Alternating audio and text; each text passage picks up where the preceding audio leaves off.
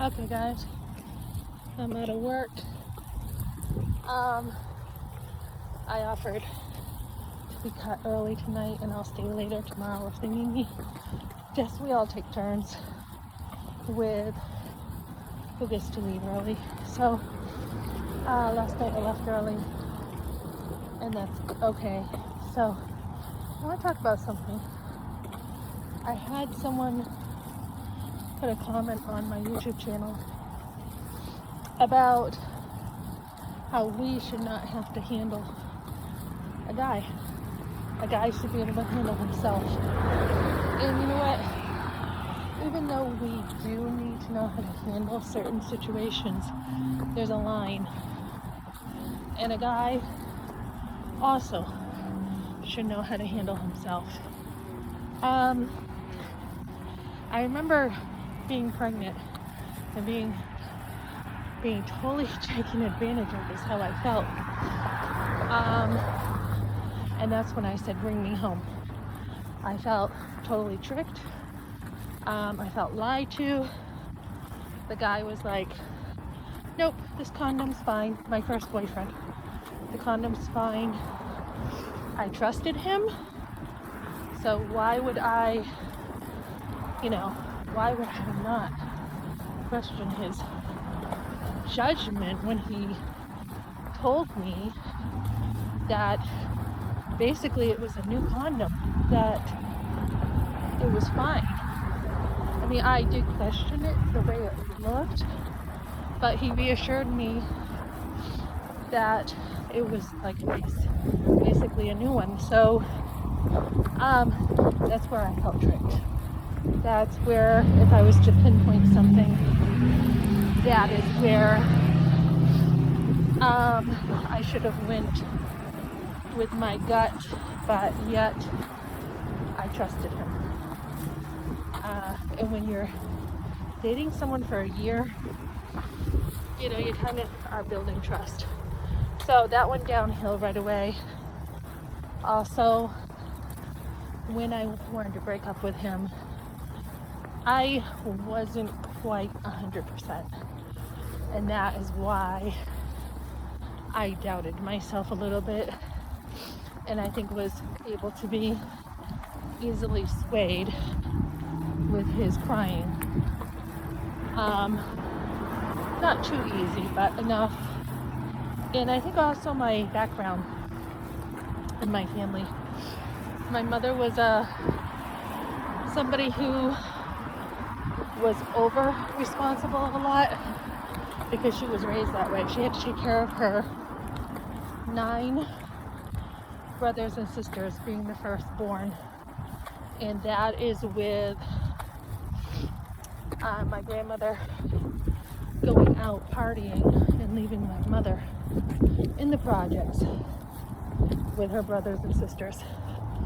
So my mother, instead of having a childhood, had to take care of her brothers and sisters. So I think in those ways that I saw growing up, there was like an over responsibility coming from a Catholic family. It was do. My mother didn't really have much time to take care of us because she was busy taking care of everyone else in adulthood, like my uncle, my aunts, and my grandmother. So that's kind of why I didn't really have my mother. Plus her upbringing, she didn't even finish 6th grade. My grandmother and her would argue. She'd say, yes you did, you finished 8th grade, my grandmother would say. And she'd say, no I didn't. So they argued over something like that. And then, my mother had to have gum surgery a lot because she wasn't even raised with a toothbrush. So I did so much appreciate she made me brush my teeth, like obsessively, when I was growing up, 3 times a day, and made sure she wanted me to have good teeth because she knew what it was like not to have a toothbrush growing up. And I remember hearing her and my grandmother talk about that before. My mother's like, I didn't even have a toothbrush, and my grandmother would be like, yes, you did. So my mother would just give up and be like, she won't admit it. So I'm not gonna argue with her about it. But the fact that she had so much gum surgery is proof that she didn't have the dental care she should have had. So I think, and I've talked about this before too, with my mother's upbringing, she had to make sure my dad was happy, and my grandmother, and her brothers and sisters. So she had a choice too. She didn't have to go see my grandmother all the time. But if my mother didn't go over and see my grandmother would play the grandmother card, which later would affect me too. She would cry, literally cry, that my mother would not come bring the grandkids over, me and my brother, when we were younger. And my mother took her out to eat, took her shopping, and was good to her mother, even though her mother was blocked in many ways. So one of the safety nets my mother would use is, my dad's going to be home soon. She has to get dinner. She has to work.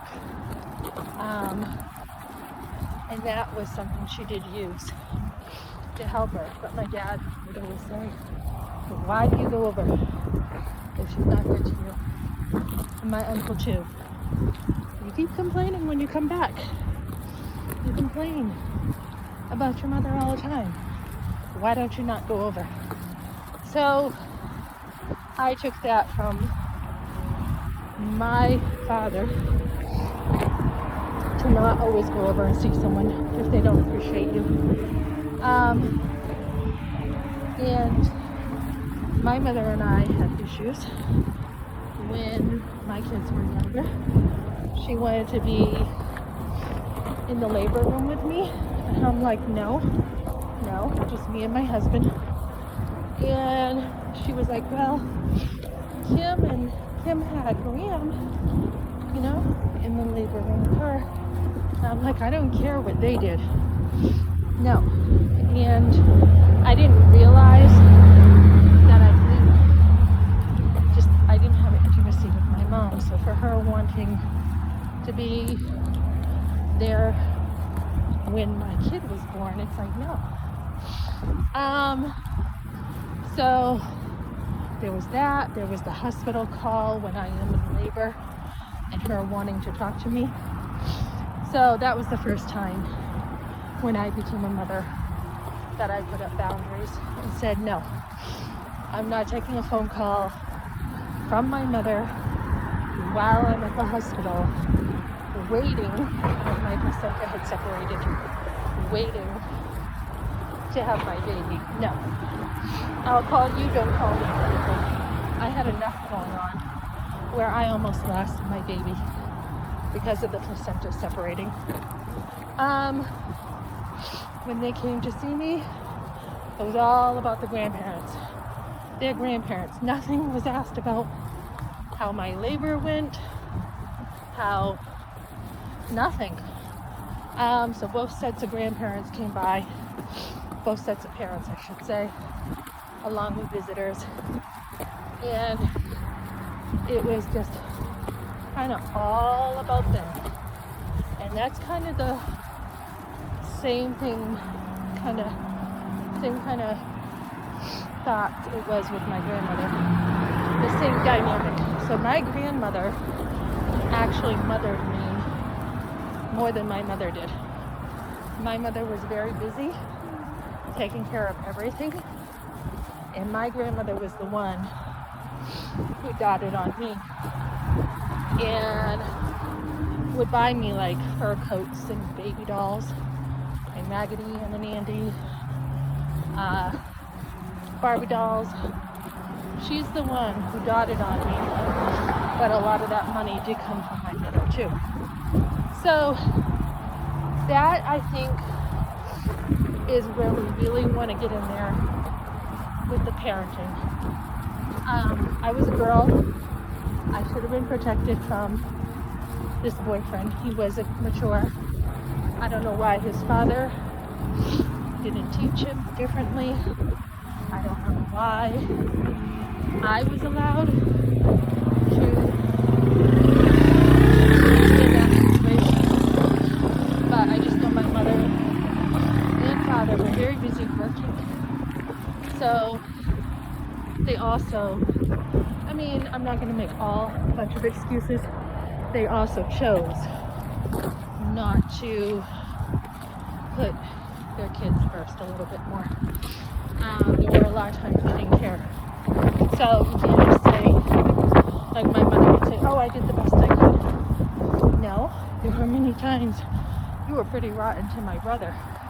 It was get out of my hair. I can't stand you. Or go play outside or with my brother. They didn't have a good relationship when we were younger. She wasn't good to him, and I think it's because of something that happened with men with her. I don't know. But my dad wanted the boy, my mom got the girl. So just looking at those dynamics, looking back at what this person said, yeah, this guy shouldn't have been taking advantage of me. And when I think about this, I definitely was angry at the time with him. My mother dragged me over and she let him off the hook. I don't know why, but she did. I also had a cousin, David, who, when I was in 6th grade, knocked me on the bed and kissed me. And my dad did protect me then. He's like, you're never coming over here again. This was a cousin. His father was allowed over, and it was never dealt with him, but it was just, your son is never coming over here again, when I told my mother what happened with him. And that's the way it was. He was like 18 and I was like 14. So, when you have these things in the family dynamics, like, you know, nothing came of it because they were relatives, right? And back in the day, you didn't do anything with relatives. So, excuse me, it was just the way it was, and my mother did cover for my boyfriend and let him get away with getting off pretty scot-free. And when I think about what this person said, I'm thinking, why have I taken so much responsibility for this myself too, when he was the one who tricked me, and I was younger than him. So yeah, something to think about.